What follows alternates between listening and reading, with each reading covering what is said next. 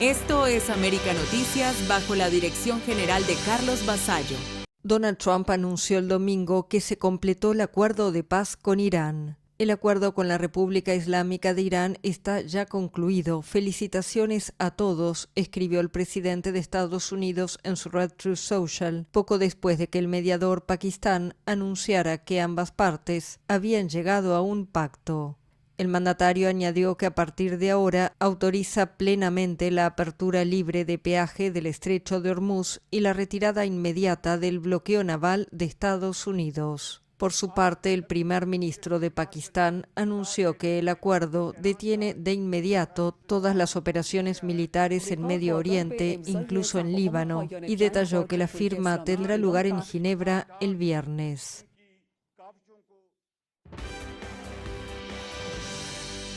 Al menos 6 personas murieron el domingo cuando 2 helicópteros chocaron en vuelo en el oeste de Río de Janeiro. Entre ellos estaba el cantautor estadounidense Oliver Tree, que se encontraba en Brasil como parte de una gira mundial e iba a bordo de una de las aeronaves. El accidente ocurrió en el barrio de Recreio dos Bandeirantes, en la zona de Barra da Tijuca.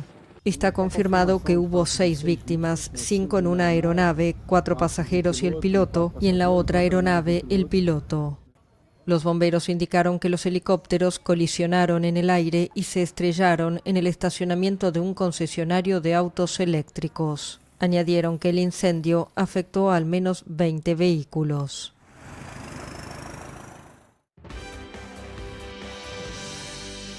Decepcionados, así dejaron los aficionados brasileños el estadio New York, New Jersey el sábado, tras el empate 1-1 con Marruecos en el debut de ambos en la Copa del Mundo. Entré muy motivado y salí muy decepcionado con el primer partido. Esperaba mucho más de la selección, de los cracks que tienen mucho nombre en sus propios clubes. Creo que a muchos les faltó asumir la responsabilidad del partido. Casemiro estuvo muy mal, no acertó nada. Rafinha no consiguió nada en los 90 minutos. El único fue Vini Jr., que consiguió resolver algo, que hizo el gol del empate. Está Muy mal, porque esperaba 2-1 y tuve un empate 1-1. No acepto eso en Brasil. No aceito isso em Brasil. En la playa de Copacabana, en Río de Janeiro, donde se montó una inmensa fan zone para ver el partido, el resultado también se vivió como una ducha de agua fría. Fue un juego malo, pero hay lugar para mejorar. Brasil puede jugar mejor. Del lado marroquí, el sentimiento era diferente. Fue increíble, las dos selecciones muy bien, Marruecos estuvo increíble, Brasil jugó mejor, Vinicius es Vinicius, soy hincha del Real Madrid, así que también lo amo. Creo que las dos selecciones tienen un gran potencial para el resto de la Copa. Queríamos ganar, especialmente en el primer tiempo, pero desperdiciamos muchas oportunidades, pero el 1-1 para nosotros es un buen comienzo de Copa, especialmente contra una selección grande como Brasil. Brasil vuelve a la cancha el viernes contra Haití, mientras que la selección marroquí se enfrentará el mismo día con Escocia.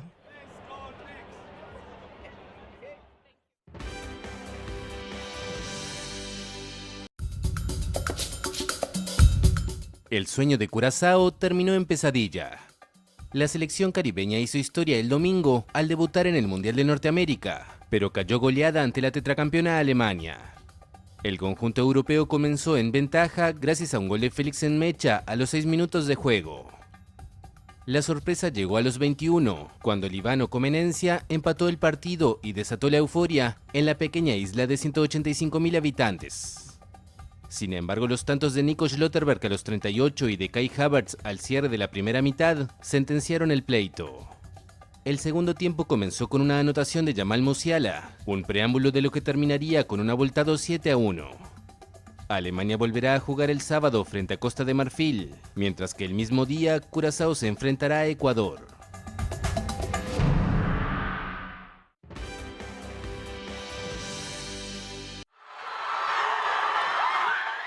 Nueva York está de fiesta. Los Knicks se consagraron el sábado campeones de la NBA, alcanzando su primer anillo desde 1973. De la mano de un heroico Jalen Brunson, derrotaron 94-90 a los San Antonio Spurs en la quinta final, devolviendo la felicidad a una ciudad que no festejaba un título de las principales ligas deportivas estadounidenses desde 2012. Es lo mejor que me ha pasado nunca. Sí, nunca había visto a los Knicks ser campeones. No tengo la edad suficiente. Es algo de una vez en la vida en Nueva York. Esta noche, en 2026, los Knicks en 5 partidos. El alcalde de Nueva York, Zohran Mamdani, anunció que el jueves se celebrará un desfile en homenaje a los Knicks, durante el cual el equipo recibirá simbólicamente las llaves de la ciudad. Los festejos del sábado dejaron un saldo de 63 detenidos, según la policía local, que también reportó varios hechos de violencia, daños materiales y 10 agentes heridos. Las celebraciones coincidieron además con el partido entre Marruecos y Brasil por el Mundial de Fútbol disputado en el vecino estado de Nueva Jersey, lo que incrementó la presencia de aficionados en las calles de la ciudad.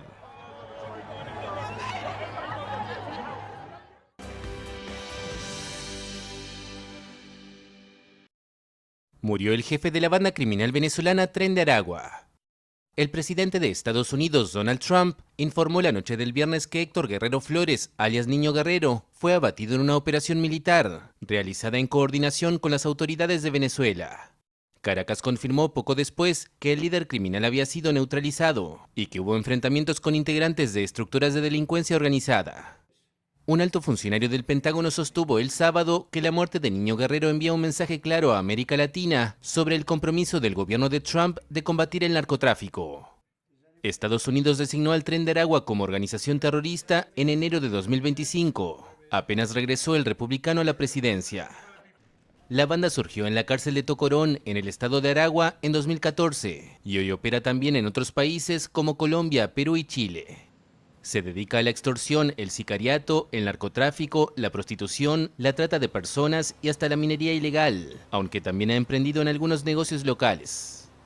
El Departamento de Estado estadounidense ofrecía una recompensa de $5 millones por información que permitiera detener o condenar a Niño Guerrero. Washington también le impuso sanciones económicas en julio de 2025, junto a otros cabecillas de su organización.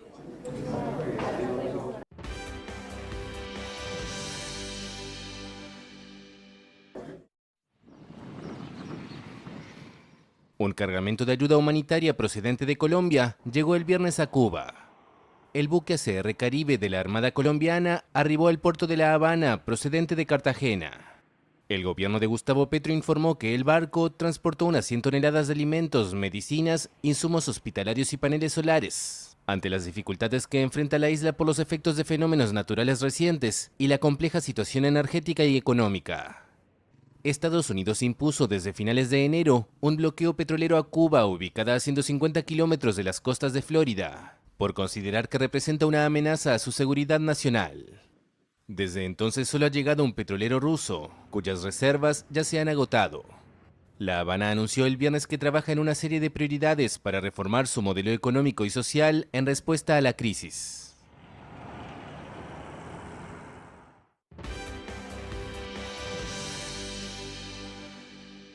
Hola, saludo para todos. Son ideas mías, las noticias cada vez son más estrafalarias y locoides. Lo digo porque ahora Díaz-Canel ha vuelto a pedir ayuda a los cubanos emigrados para que salven la economía del país, ha vuelto a decir que Cuba no es un estado fallido y ha vuelto a anunciar reformas económicas que ya había anunciado. Autonomía a la empresa estatal, que la empresa estatal funcione sin intermediarios, funcione sin manos metidas en su gestión y sobre todo con mucha participación de los trabajadores de la empresa, que son dueños, representan al Estado, representan la propiedad. Las presuntas reformas económicas las resumo del siguiente modo: reducir el gobierno, ya estaba anunciado; quitar trabas a la exportación e importación, tierra para quien la pueda cultivar, mayor autonomía a la empresa socialista. Dice la gente sabia que la contradicción es el motor del pensamiento, menos en la mente de Díaz-Canel. Porque la empresa socialista, por definición, no puede ser autónoma ni independiente jamás. El anuncio de Díaz-Canel ha coincidido con el anuncio que ha hecho en las últimas horas Steve Hankel, que es uno de los grandes economistas estadounidenses. Hankel dice que la inflación de Cuba en estos momentos es del 66% interanual. Es la inflación más grande del planeta después de Corea del Norte y de Irán. Dice además que el déficit fiscal de Cuba supera ya en estos momentos los $3.000 millones. $3.000 millones. Y no tienen plata para pagar. Lo único garantizado en Cuba hasta ahora es la represión. La ONG Prisoner Defender dice que hay 1.281 presos políticos, que es récord para el mes de mayo, se ha cumplido como récord, que hay 449 presos políticos enfermos, sin atención médica, y que otros 52 que tienen severos problemas mentales no están recibiendo atención médica. Entre tanto, las protestas callejeras continúan. La gente sigue con los cacerolazos, siguen gritando abajo la dictadura, siguen gritando que quieren comida, que quieren electricidad. Por cierto, y eso es un dato curioso, las mujeres, los niños y los ancianos están funcionando como barreras para evitar que la policía reprima a los manifestantes. Y de hecho, en algunas manifestaciones, la policía no se ha atrevido a meterle caña a los manifestantes precisamente porque delante están las mujeres con sus hijos, algunas con los hijos en brazos, los ancianos y las ancianas, y eso ha parado de momento a la policía. Los apagones ya superan las 70 horas. 70 horas. En Santo Suárez, por cierto, quemaron un servidor de Texas, el monopolio de las telecomunicaciones. Y todo parece indicar que la situación va para mal. Hoy me llamaba alguien de Cuba y me dice, ¿se están repartiendo el país? Digo, ¿cómo que repartiendo el país? Dice, sí, mi jefa me dijo, ven al trabajo, porque aquí todo el mundo se está repartiendo el país. Uno quiere tal cosa, otro quiere la moderna poesía, el otro quiere el supermercado Eclo del Vedado. O sea, todavía no se sabe realmente si va a haber una acción armada contra Cuba, contra el régimen de Cuba, de la índole que sea, y la gente en Cuba está diciendo, bueno, yo apostaría por tal cosa o tal cosa. La percepción general, y la compartí en las dos orillas hasta ahora, es que es cuestión de tiempo. Algo va a pasar, algo de alguna índole va a pasar, pero en Cuba dicen que algo tiene que pasar, porque tal como está la cosa, peor imposible. Vamos a ampliar estas y otras noticias en el curso de este informativo, y espero que no sean noticias tan estrafalarias como las que hemos comenzado hoy. Aunque reitero, cada día las noticias están más locoides, más estrafalarias. Y si no, asómense a lo que está pasando en Irán, ¿eh? Asómense a lo que está pasando en Irán. Porque por una parte el presidente dice que se acabó la guerra, por otra parte Irán dice que eso es mentira, es una noticia en desarrollo. No, fíjense que no me atrevo a comentarla porque cualquier cosa puede pasar en los próximos minutos u horas. Ya saben que todo está muy volátil. ¿Y a quién creerle? ¿A la Casa Blanca o a los fundamentalistas iraníes? ¿Quién sabe? Titulares y seguimos, que este tren no hay quien lo pague. Bajo presión y con la economía en crisis, Díaz-Canel anuncia supuestos cambios para evitar un mayor deterioro en la isla. Tenemos los detalles. La Habana responde a Washington con discursos de combate tras la visita del jefe del Pentágono a Guantánamo. Les explicamos. Y atención, más de 100 cubanos rescatados en Brasil, víctimas de tráfico humano. Además, Miguel Cosío conversa con Javier Larrondo, presidente de Prisoners Defenders, sobre la realidad de los presos políticos y la represión que el régimen no logra ocultar. Félix Guillermo analiza junto al escritor y analista Juan Almeida el papel de El Cangrejo, el nieto de Raúl Castro, y su posible impacto en el futuro del clan Castro. Información confiable y al momento. Aquí en América Noticias. Pero tener confianza, el país no está detenido. El país está enfrentando con inteligencia toda esta situación. No todo lo podemos decir tan claramente porque el enemigo está acechando. Algo cambió en La Habana, o al menos eso parece. Después de semanas recibiendo golpes políticos, económicos y diplomáticos, Miguel Díaz-Canel salió ahora a anunciar nuevas reformas económicas para intentar rescatar una economía que se hunde entre apagones, escasez y falta de divisas. La movida llega en un momento particularmente delicado para el régimen, apenas horas después de que Estados Unidos sancionara a Cupet, la petrolera estatal cubana, y tras una serie de visitas y movimientos de altos funcionarios estadounidenses relacionados con Cuba y la seguridad regional. El mensaje que llega desde Washington es cada vez más claro: la presión está aumentando. Y es precisamente en medio de ese escenario cuando Díaz-Canel promete flexibilizar inversiones, atraer capital extranjero, revisar mecanismos económicos y buscar nuevas fórmulas para generar ingresos. Y todo el que tenga una idea mejor y que tenga una propuesta mejor, que la diga. Y siempre se estará valorando. Pero para muchos cubanos el anuncio suena familiar. Durante años el régimen ha prometido transformaciones, aperturas y modernizaciones que terminan chocando contra el mismo obstáculo, un sistema que intenta salvar la economía sin renunciar al control político absoluto. Mientras tanto, la realidad sigue siendo otra: apagones de más de 60 horas en algunas zonas, una producción en caída libre, turismo debilitado, fuga masiva de población y una creciente sensación de agotamiento dentro de la isla. La pregunta ya no es si hacen reformas, la pregunta es por qué las anuncian justamente ahora. Porque cuando un gobierno pasa años resistiéndose a cambiar y de repente habla de reformas urgentes, normalmente no es por convicción, es porque la presión se volvió imposible de ignorar. Y hoy, entre las sanciones de Washington, la crisis energética y el creciente aislamiento internacional, muchos observan estos anuncios no como una señal de fortaleza, sino como la reacción de un régimen que siente cada vez más cerca el peso de la realidad. Seguiremos de cerca esta información. Soy Camilo Lavastilla para América Noticias. Compatriotas, en el año del centenario de nuestro líder histórico de la revolución, comandante en jefe Fidel Castro Ruz, y en momento de una seria amenaza de agresión norteamericana contra la patria, ratificamos ante su figura inmortal el compromiso de permanecer firme en nuestro puesto, listos siempre para el combate.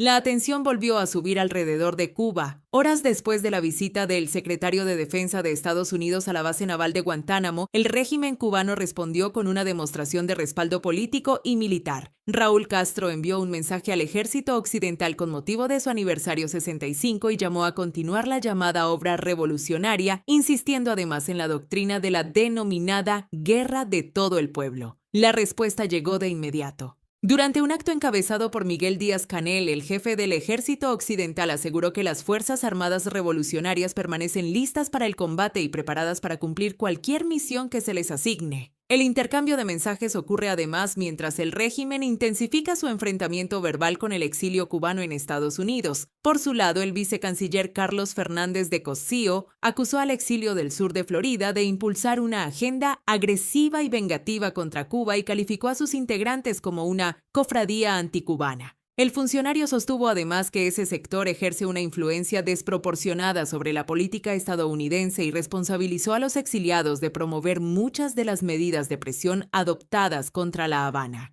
En ese contexto, las declaraciones de Raúl Castro y de los mandos militares parecen formar parte de un mensaje más amplio de resistencia política dirigido tanto a Washington como a sus críticos fuera de la isla. Lo cierto es que la secuencia llamó la atención. Primero llegó la visita del máximo responsable de defensa de Estados Unidos a Guantánamo, después apareció el mensaje de Raúl Castro, luego vino la respuesta de los militares cubanos asegurando que están listos para el combate, y ahora el régimen eleva el tono contra el exilio cubano en Florida, movimientos que reflejan una creciente tensión política en momentos en que La Habana enfrenta uno de los escenarios más complejos de los últimos años. Soy Leticia Grau para América Noticias.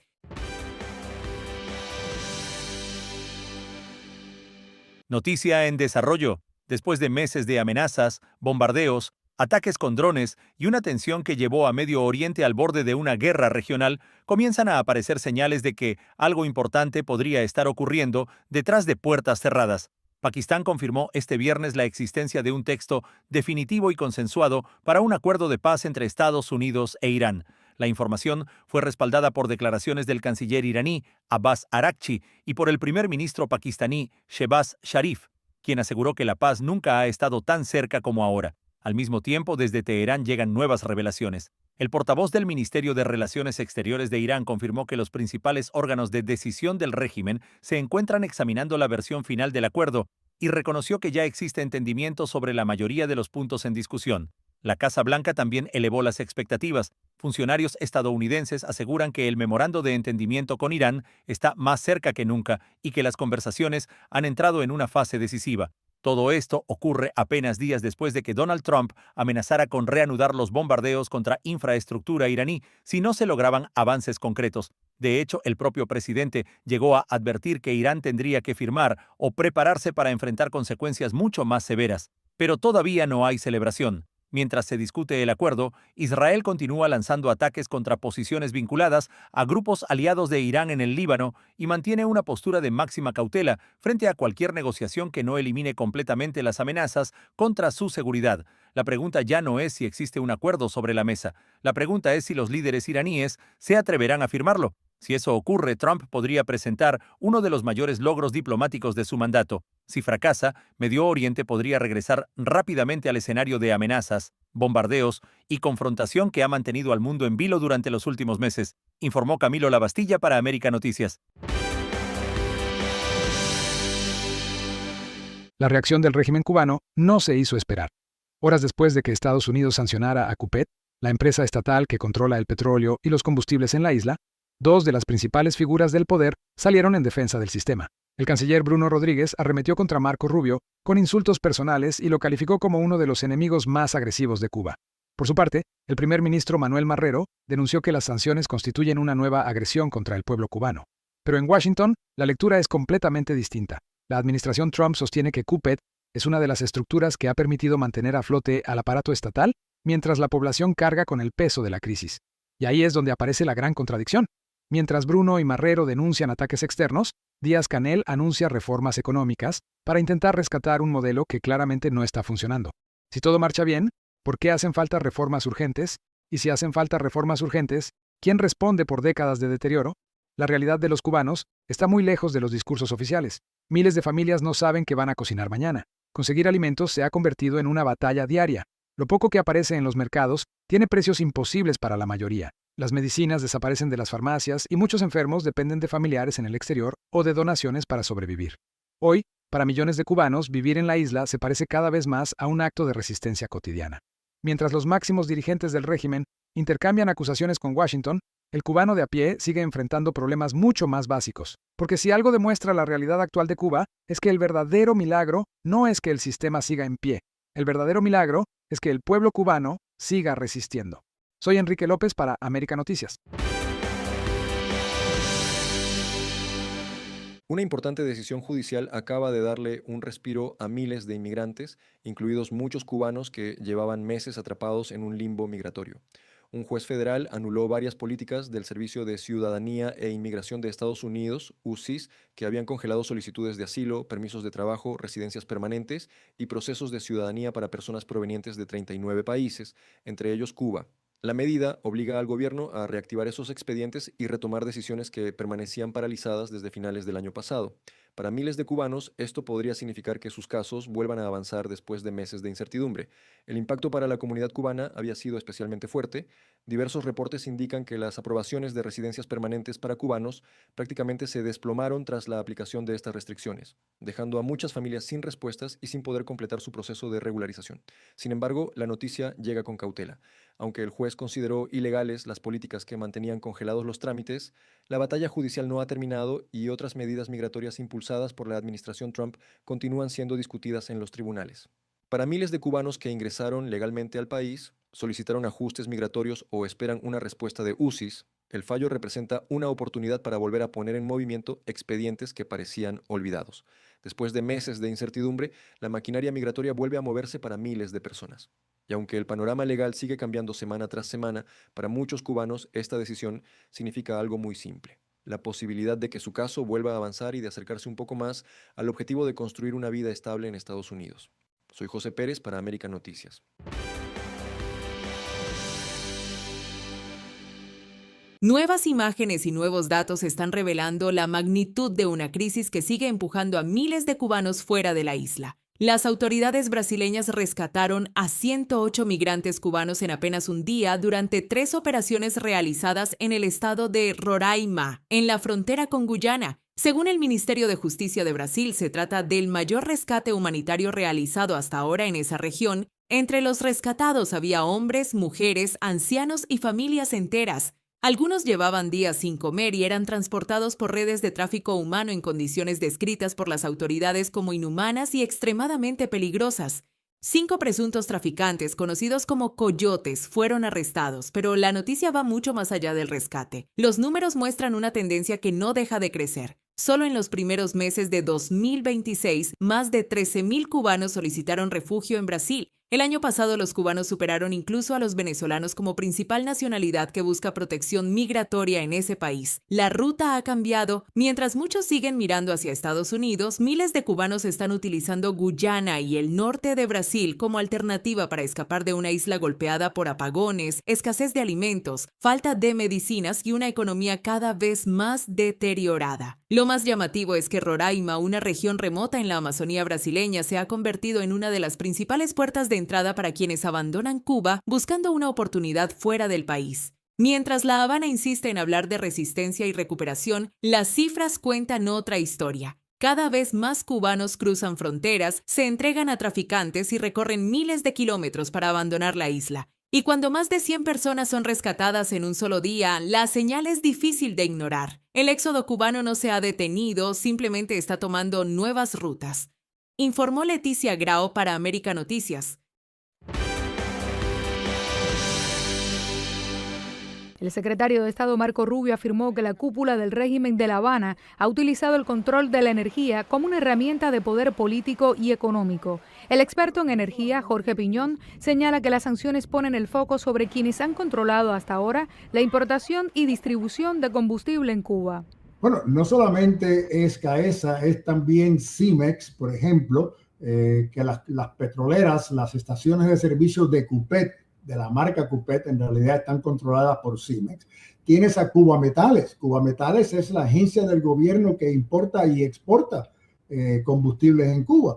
Así que tienes a Cupet, tienes a la agencia portuaria, que es quien administra el puerto de Matanzas y el puerto de Nuevitas y el puerto de Cienfuegos. Al ser incluida en la lista de entidades sancionadas por el Departamento del Tesoro, las compañías estadounidenses tienen prohibido realizar negocios con Cupet. Sin embargo, las sanciones llegan 2 días después de que una empresa en Miami anunciara un acuerdo con el gobierno cubano para almacenar combustible en la isla y supuestamente venderlo al sector privado. Esta nueva licencia que Vanguard está solicitando es que en vez de enviar los pequeños isotanques que se están enviando hoy en día, que se permita una cantidad o un volumen de 200,000 barriles, por cierto, que representan 1.400 pequeños isotanques en una sola vez.